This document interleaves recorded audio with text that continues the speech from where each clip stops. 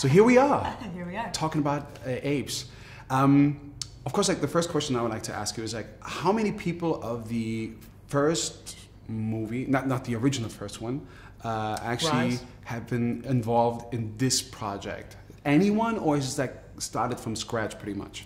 You mean on the cast? Yeah, not the cast, but just like the team and. Oh, the team? Oh well, you know, the effects house WETA is the same. They did the effects for Rise. It's Peter Jackson's company. You know, they've done all the effects for Lord of the Rings and King Kong, and they're the best in the world at this performance capture. And so we had that whole team back, and of course, on the cast perspective, we had Andy Serkis back, and we had a number of our ape performers back. We had Terry Notary, who trains everybody to sort of move in a simian way, but he also plays Rocket. And we have Karen Carnival, who played Maurice, the orangutan, is sort of a favorite from the last movie, and she was back. And then we brought in a whole bunch of new people, Kerry Russell and Jason Clarke and Gary Oldman and Cody Smith-McPhee, and Toby Kebbell plays. We brought a lot of ape performers in.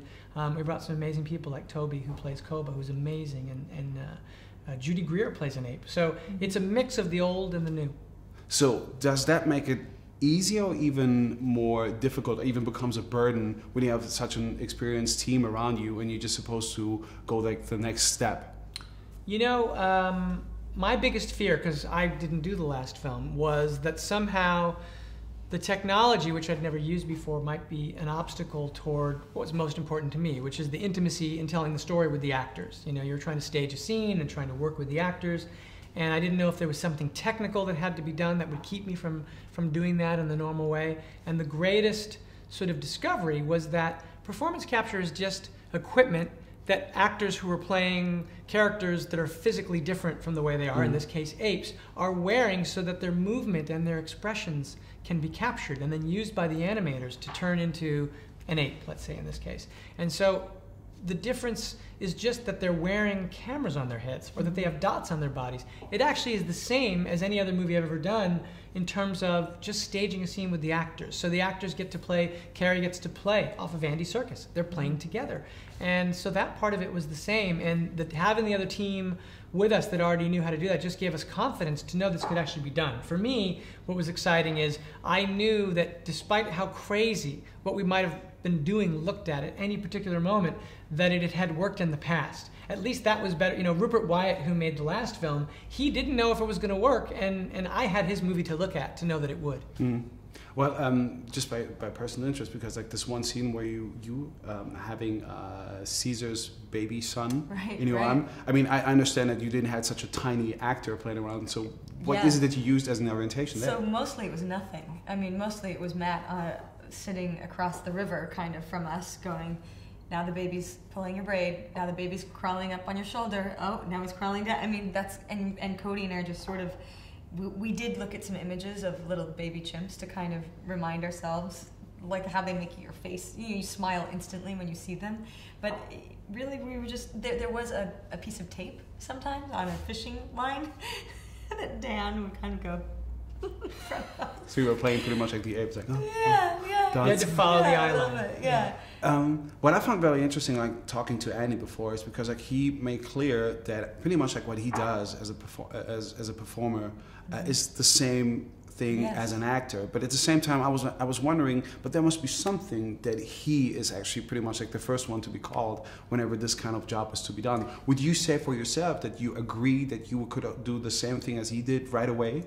No, and I'll tell you why, because he's just such a good actor. I mean, there is one thing, it's called talent. Like he is doing this incredible voice that is different than his voice. He's doing this incredible body work that is different than just standing here and sitting here as just like a normal person. He's doing this thing with his mouth that he actually wore a mouth guard to make his speech even more impaired. The difference is the detail of the work. I mean, I'm standing there, you know, doing my best, trying to be empathetic and truthful, but Andy's doing all of that with all of this extra stuff. I mean, so the difference is like talent. You know, he's really just a detailed, soulful performer, and I think, you know, he does have experience with this, but the reason he got that job as Gollum is because he went into audition, I think, just to be the voice initially, and Peter was like, whoa, what are you physically doing, Peter Jackson? Like, is there a way I can get him, that's what I want that character to be. So it's just that he's just that good is the difference.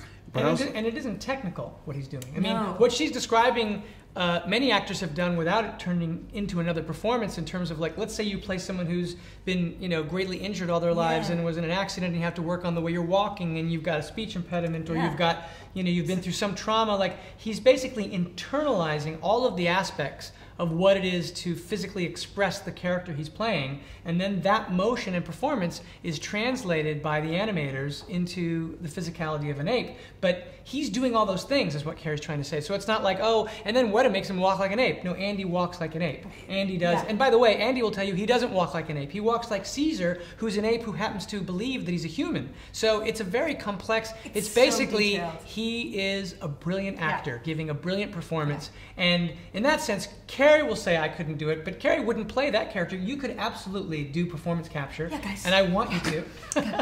But because it's really about performance, and your character would be a different character than Andy's, but really that is the thing. When he's saying there is no difference, in that sense, what she's saying is that her performance would be different from Andy's because he does all this detailed work, but the truth of the matter is that anyone's performance could be translated, and that's what you do. We cast other actors. Toby Kebbell, who plays another ape, he had his own sort of ideas about what Koba should be. And so you've got these two distinctly different characters, and the reason that they come across as so different is because you have two different actors authoring those performances.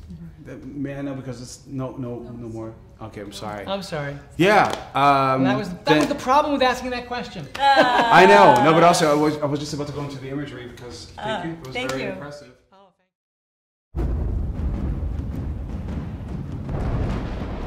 In Revolution liegt der Aufstand der Affen 10 Jahre zurück. Die Menschen haben die Erde zugrunde gerichtet.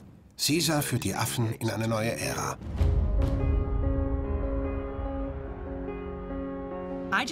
Im ersten Film fühlte man sich Caesar verbunden. Es war eine sehr einfache, aber zugleich sehr kraftvolle Geschichte.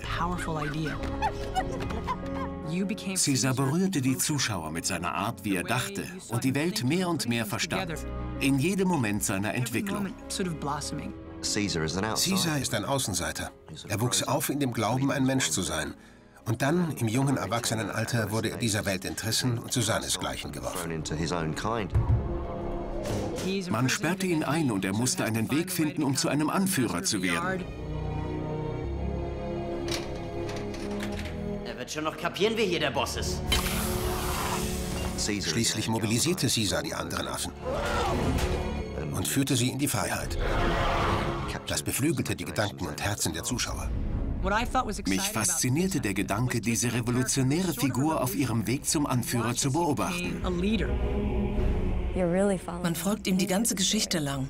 Caesar ist der geborene Anführer. Er ist das Alpha-Tier.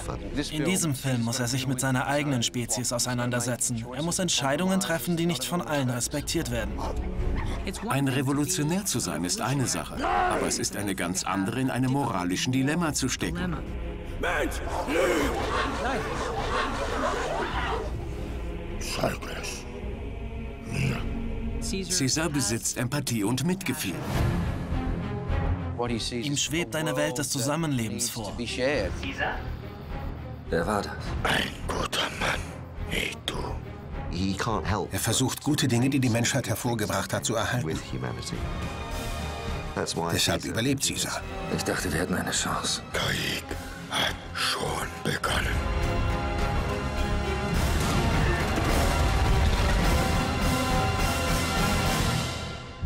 Planet der Affen, Revolution.